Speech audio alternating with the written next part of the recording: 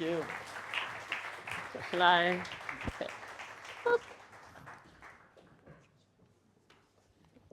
You really can't see much up here. No, it is true. You can't see much up here, can you? Yeah.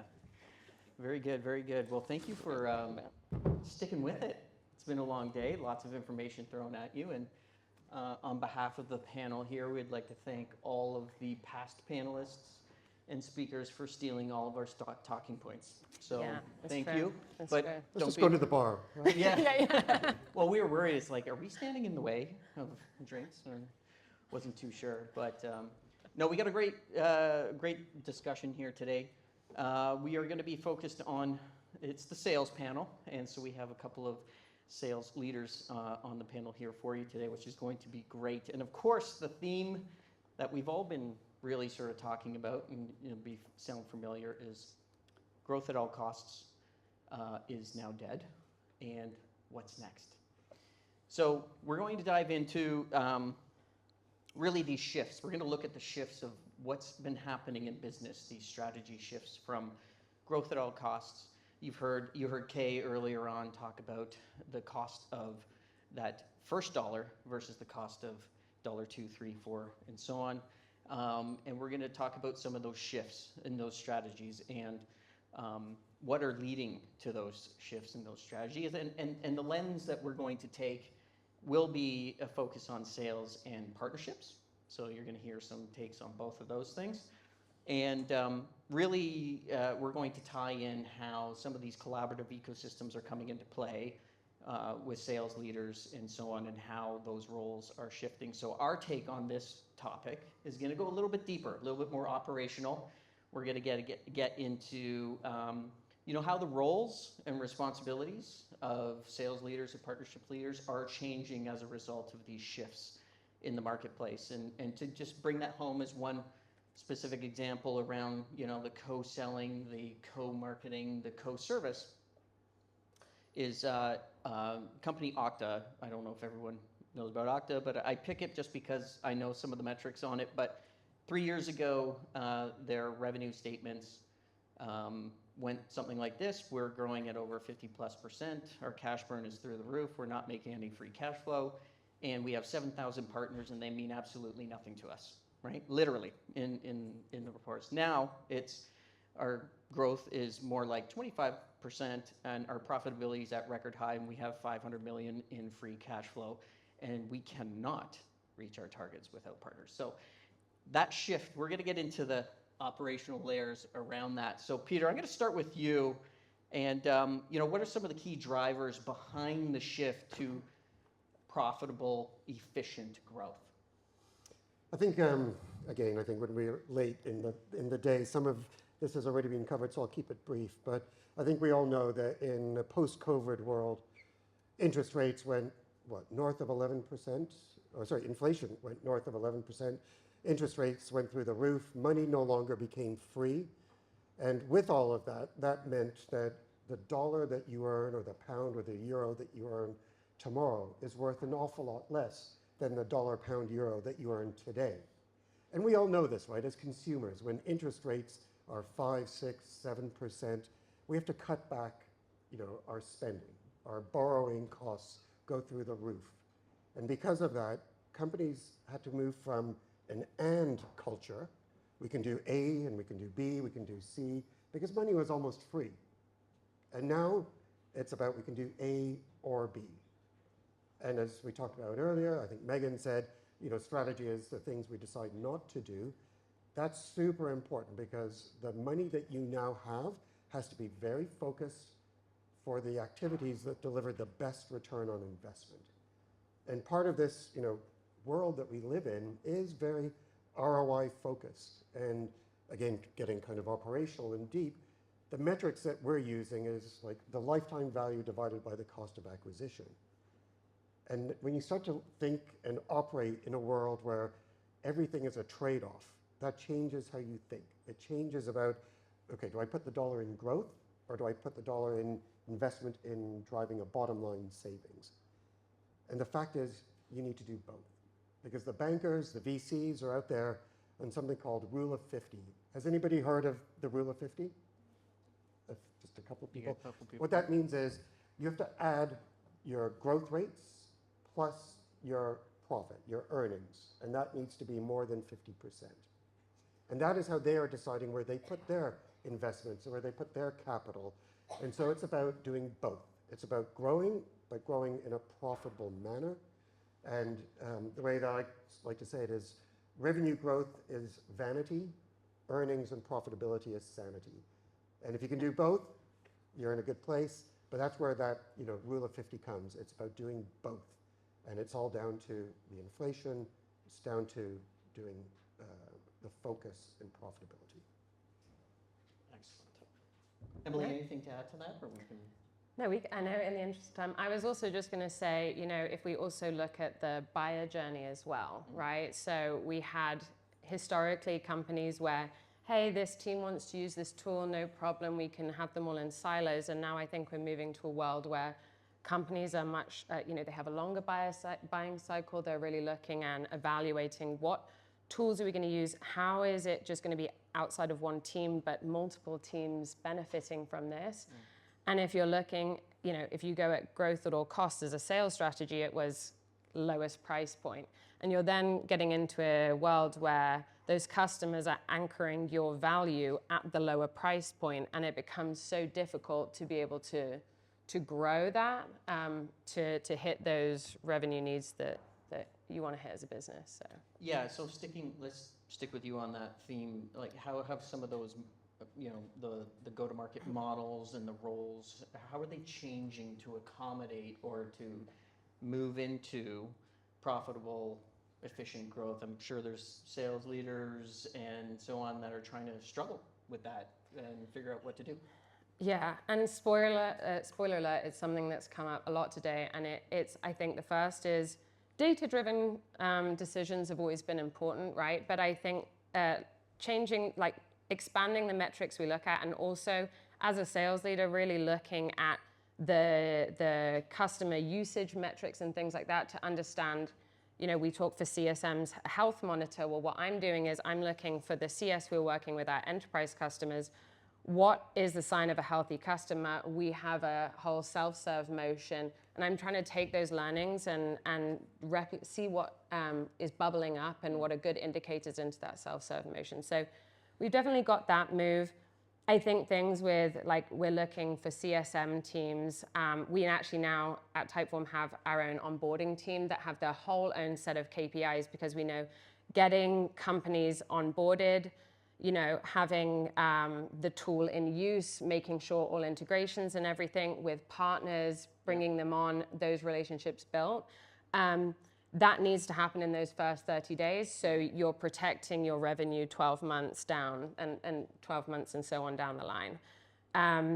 So I think more of investment in RevOps. CS has, become way more critical. And then hopefully to seamlessly hand it off to you is that partner network, right?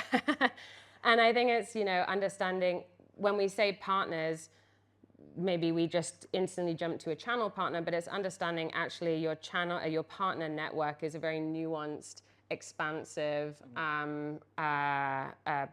thing that you have in your arsenal, in your toolbox, and understanding, hey, with where you're at as a company, what's your strategy and motivation, and where do you need to get to, how you're going to leverage that partner network. And Peter, building on that from my partner sales perspective, maybe you can give us a view into how things are evolving and changing from your role working with your counterpart in the sales lead and the revenue. Yeah, I think in the good old days, it used to be marketing was responsible for bringing us all the leads. We could sit back and then just, the Glengarry, Glen Ross moment of getting the A leads and then working to the B leads. Now it's in at least 5 legs to the same stool. You've got marketing driving the demand. You've got sales leaders now driving demand with their sales reps. You've obviously got inside sales or BDRs. We've got CSMs now trying to get install base motions to get more revenue from existing customers, to get them to upsell and cross-sell. And then the 5th leg, of course, is how you get partners to contribute a significant part of your revenue stream. And what we're seeing is just that we expect our partners, when we build out an ecosystem, it's one, to plug technology gaps, which Emily mentioned, through the tech partnerships. So we're obviously talking from a sort of a software background, but whatever industry you're in, you scale through working with these third parties. It's all about where you want to put your focus, and then how partners complement what you do. And then, as I said earlier, the things that you don't want to do, where do you want your partners to go out and drive activities in those areas that really covers as big a footprint and surface area as possible. And so what we're really responsible for are sales metrics. How much pipeline are we creating? How much pipeline are we closing? How much of that are we passing and engaging with partners like Six and Flow? We bring into a lot of opportunities, but it's also about you generating net new opportunities to help make the market. And just circling back to how I started, it's all based on unit economics. What we measure is, again, the lifetime value that we get from customers when we work together, divided by the acquisition costs. And we measure that across each of those 5 pipeline revenue streams. And what we find when we measure that is that the best return on investment with the longest lifetime value and the lowest cost is when we work with partners. The win rate is higher, the average sales price is higher, customers retain longer because you bring that intimacy and completeness of solution that as a vendor we could never do. And that, I think, is where the magic really happens. I'm a recovering COO, so everything for me is looking across the business and saying, okay, where do I put the money? How do I operate across left to right, from sales, marketing, product, innovation, legal, marketing, everything. And partners need to work across your business and be an extension of your business. So the secret to success, Peter, is partners? Is that what we're hearing? Is that how we get to the promised land? Yeah, the answer is partners. Sorry, what was the question? No, I think it's horses for courses. I think what you need to start with is, what is your company's core competence? You can't, like, as I said earlier, you can't be everything everywhere all at once. Companies tend to have a core competence. It could be around sales and marketing. It could be around product. It could be around service. And whatever your core competence is, that's where you put your investment. That's where you put your focus. And then, yes, maybe partners can amplify what you're doing. So if you're a sales and marketing company, that's where your strength is. And maybe your immediate focus is on England or Northeast, Northwest. Then you start thinking, okay, well, how can I get partners to drive sales and marketing in Europe, in Netherlands, in Canada, wherever you may be. And so then it's about extending your reach. And then it's where you don't want to focus. Like if we don't want to put our focus on services, then partners can do that for you. And then the compensation, which is critical, is based on commensurate with the value that you're getting from partners. So if partners are doing your sales, if they're doing your marketing, if they're doing your service, obviously you need to be paying them a lot more than if it is just you do all of the sales and marketing, partners come in and do the implementation. Then again, the value that they're driving is a little bit less, and so far, therefore, the amount of money you pass to them is commensurately less. Yes. I feel like you want to jump in there too, Emily. Well, yeah, no, I was actually just going to give the exact example of like Typeform, because basically we're, to summarize, it's a form building data collection tool.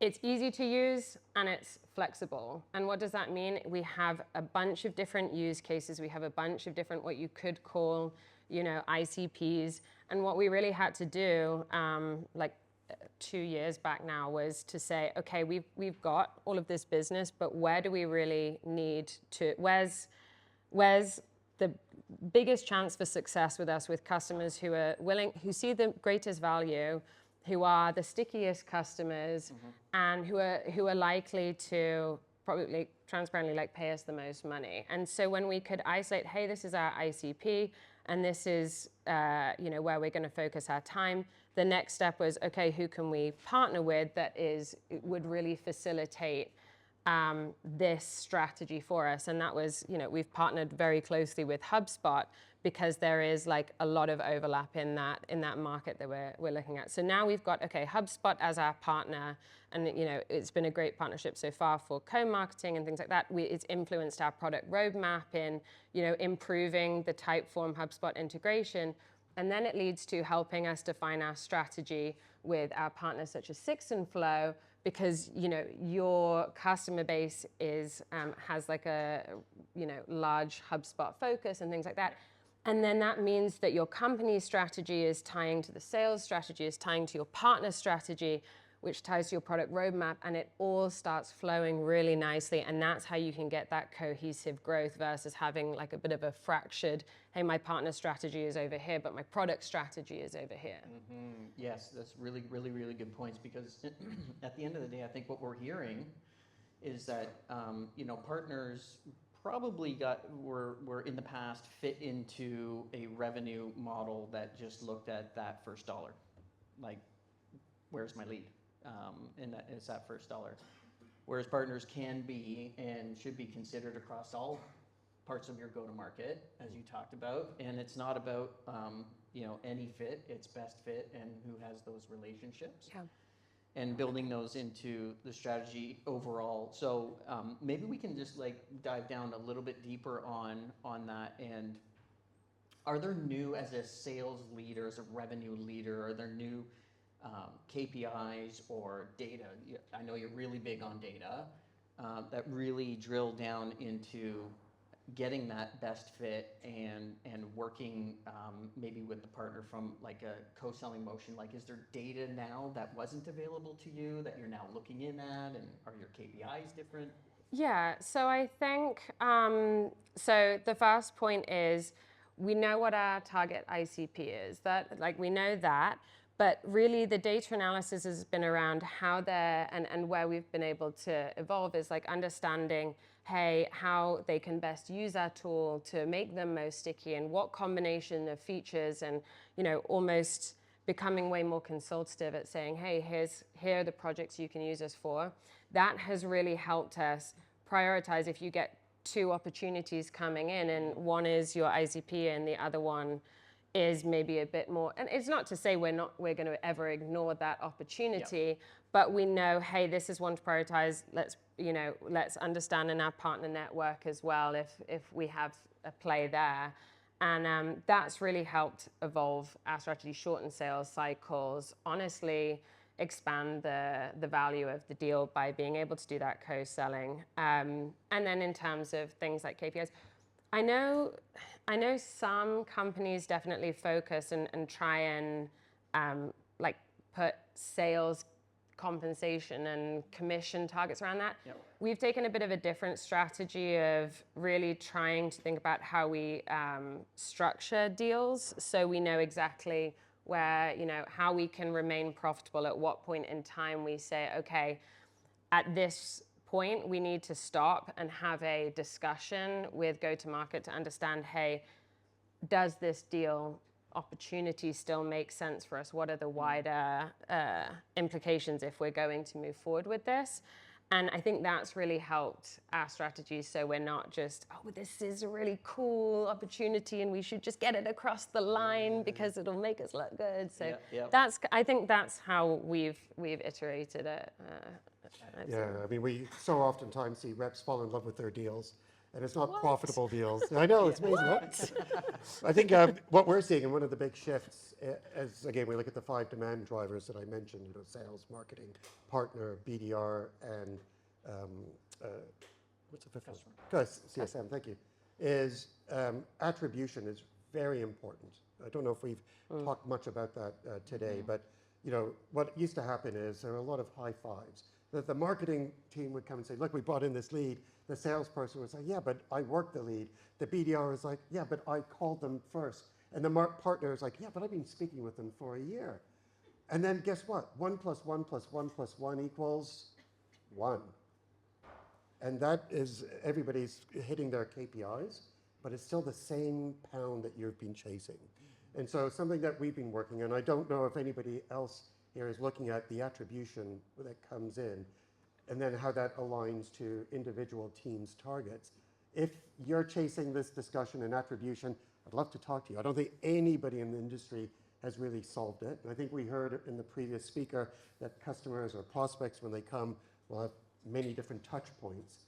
Where does that value get associated to?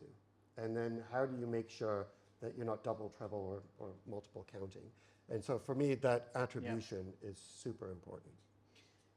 Maybe with that, maybe we can dive a little deeper, and that's a good segue into if we have attribution, or at least some form of attribution.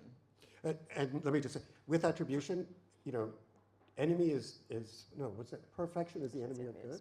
Yeah. Is that the?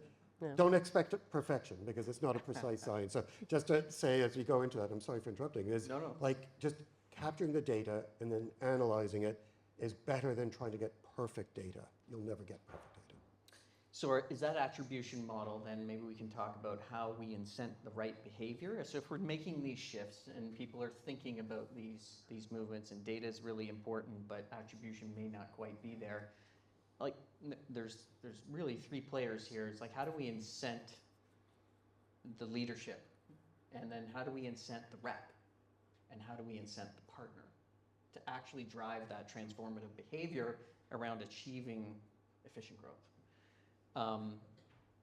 Emily, I don't know if you want to like dive into a little bit about how maybe rep incentives, and you talked about working with partners, and you talked about having your CSM involved, and there's more players now that you can draw on, more data you can draw on. How do you incent them to do those things?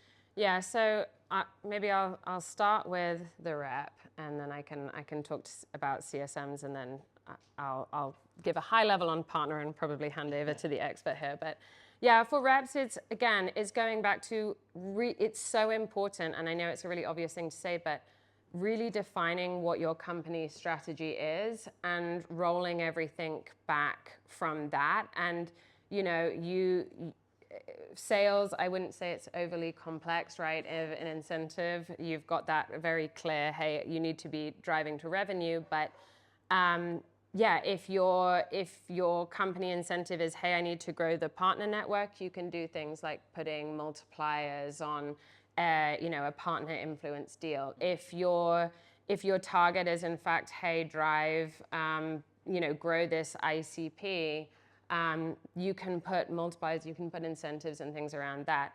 I think one thing that I've found hugely successful and hugely important, and it really depends on your model.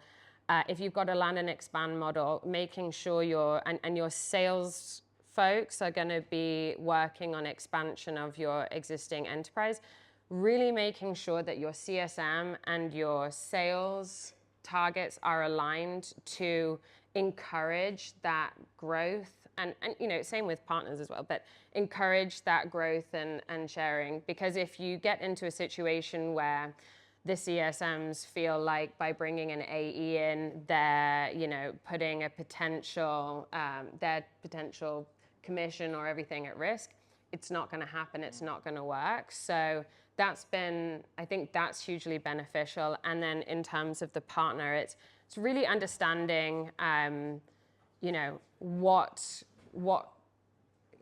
where you're at in the business, what types of partners you're working with, and where they are going to get the most value. Like, you can look at rev share, you can look at commission, but it really depends on your model and, where it would make the most sense. Yeah, I think when you engage a partner, it's because you need to be clear about the value that they're trying to drive. And as I said, that the value should tell you what the payment structure for that sort of activity should be. But what you definitely want to do as part of a model is to take friction out. And if you are going to go to a rep and say, you either can do it all yourself and you get paid 100%, or if you work with a partner, you get paid on net, which may take 20, 30, maybe % more out, then you're incenting them to not work with a partner. Yeah, exactly. And what we measure is the number of touches that the sales teams have in a sales cycle. And when they sell directly, it takes about 30 to 40% more touch points to close the deal. So it's a tax on their productivity when they go direct.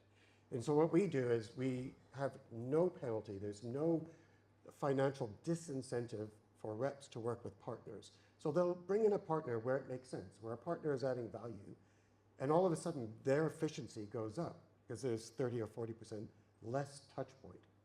And so I think you're sort of hearing, I'm hoping, like a consistent theme, which is just understand, the areas that you want to double down on, understand where you want partners to help, take friction out, and at the end of the day, measure everything. And I think we operate in kind of mature businesses. We know our ICP, we have a lot of data, we have a lot of systems and RevOps. If you don't have the luxury of having all of that, if you don't yet know what your product market fit is, then again, I think partners are a great way to help you get there. Because you might not have a perfect 100% fit, but then partners can get you to that maybe last 10, 20% to help you get there, to identify your ICP, and then will help you scale. But if you build it from day one, it takes the friction out, as I said. And then once it becomes muscle memory, then you can start to think about other alternative ways of engaging partners. But if you build friction in from day one, you'll never get it out of second gear. That's my experience. Absolutely. We are maybe coming up quickly on time here, and I want to leave some time for questions as well, because I think what you've heard is a lot of narrative around attainment versus goal and the gap widening and money's drying up. What do I do? It's data, revenue, operations, best fit, not any fit, partners at all strategic levels of the go-to-market. So we want to maybe turn it over to the audience and see if we have any questions. Did we answer everything so perfectly? We may have answered questions. Oh. Attaboy. Thank you, Andy. No worries. Wondering about personal opinions when it comes to reseller missions. Saying growth at all costs is now dead. Do you consider the risk of completely outsourcing a end-to-end sales solution through a reseller as now too much of a risk, or are there certain circumstances or plays or points of business maturity where that is still worth the risk effectively? Yeah, if I can, I'll start. Okay, yeah. I think, so I think one of the golden rules of when you work with partners is you treat them as an extension of your employees. So you have to train them and make sure that they have a consistent way of positioning your product and solution in a way that amplifies and supports your value proposition. That's why we love working with Six and Flow. If you engage Six and Flow on a HubSpot project, it is just like working with HubSpot directly, because they know our product and they amplify our value proposition of quick time to value. There's a reason we don't work with some of the big GSIs, like Accenture is not one of our partners, because if they came to you, they would make it look very expensive and they would tell you some things that, or make it much bigger. And so when you're thinking about resell or distribution, you just have to understand partners can do as much or as little as you want them to do, but it is all based on them being an extension of your business. And as with anything, you need guardrails that says, if you are reselling, if you are going out there marketing, is it on brand? When you're selling, is it good deals? You're not stuffing bad deals, which is going to create churn. And so you have to have a lot of these guardrails, but it comes down to trust, right? Yeah. I always believe that I'd much rather have few excellent bigger partners than a million small partners who we have no relationship and no trust with. So I think we're in a business of trust, right? You trust the vendors, hopefully, that you work with, and they trust you and they know your business, and that's what it's all about. And so to build a successful ecosystem, whether it's resell or not, it's based on them being an extension, amplifying your brand, and trusting that the value you get is what they said at the beginning. And we always start with the customer in mind. Yeah, I can. No, honestly, the guardrails was the big one, but I think, Andy, transparently, we spoke about it at dinner last night, right? We were saying you could go out tomorrow as a company and onboard 2,000 partners, no problem. and you'll be sat there being like, okay, I'm going to wait for the leads to come flowing in and it's going to be amazing for my business. But it simply won't work like that and could potentially be detrimental if you've just onboarded. You need to have a strategy with your partners, just as, and as you say, like the onboarding, making sure there's probably a co-selling motion as you onboard a new partner for a while until you say, okay, I think we're aligned with the message, the vision, things like that. And so, yeah, taking that really considered approach is super important. Yeah, I always like to draw the analogy of like sporting analogy is like you get a football team together, you can gather any individuals that you want, pulled together. If you're not going to send them out onto the pitch with any proper coaching and training, what's the result? You shouldn't expect any different, right? And that's the same how partners need to be. You need to invest in that training and provide the best training possible so that they can represent you. Yeah, it's football. Didn't I say football? No? Did I say that? Yeah, sorry, health and safety alert. You've got two reformed Canadians up on Yeah, stage. two Canadians up I here. speak It's both like, languages. wow, that just sort of slipped out there. Yeah, no, football. Thank you. Yeah. Yes. Anyway, it looks like we are, time's up. Is there any one last question? Oh, we have one more. Good for one more?